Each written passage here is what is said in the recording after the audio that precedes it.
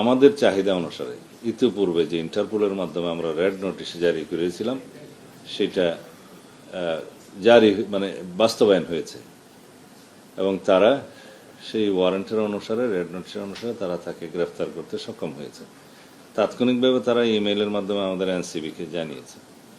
আমি সেদিন বিকেলেই মহান জাতীয় সংসদে সেটা সারা জাতিকে অবহিত করেছি 300 ধারা বিবৃতি দিয়ে, এবং ওখানেই বলেছি যে এই ইমেইলে তারা আমাদেরকে অনুরোধ করেছে 30 দিনের মধ্যে যেন আমরা আমাদের সমস্ত কাগজপত্র পাঠিয়ে দিই তাকে দেশে ফিরিয়ে নিয়ে আসার জন্য।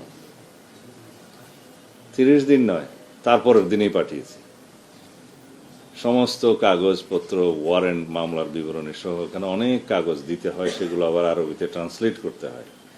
আমাদের অফিসাররা রাতে 9টা পর্যন্ত কাজ করেছে সেদিন,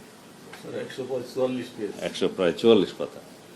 সেটা আমি সংসদে বসে রাতে 10টা বাজে সাইন করেছি এবং সেই দিনই পাঠিয়েছি আমাদের পররাষ্ট্র মন্ত্রণালয়ে। মাননীয় পররাষ্ট্রমন্ত্রীকে আমি একটা আনঅফিসিয়াল কপিও সেদিন হ্যান্ড ওভার করেছি। অফিসিয়ালি তারপরের দিন সকালবেলা আমাদের সচিব, সিনিয়র সচিব, পররাষ্ট্র মন্ত্রণালয়ের সচিবের সাথে সশরীরে সাক্ষাৎ করে সেটা হ্যান্ড ওভার করেছে এবং ওই দিন বিকেলেই পররাষ্ট্র মন্ত্রণালয় তাদেরও একটি আরবিতে ট্রান্সলেট করার বিষয় ছিল, একটা পিটিশন, সেটা করে ওই বিকেলেই তারা ডিপ্লোম্যাটিক ব্যাগে করে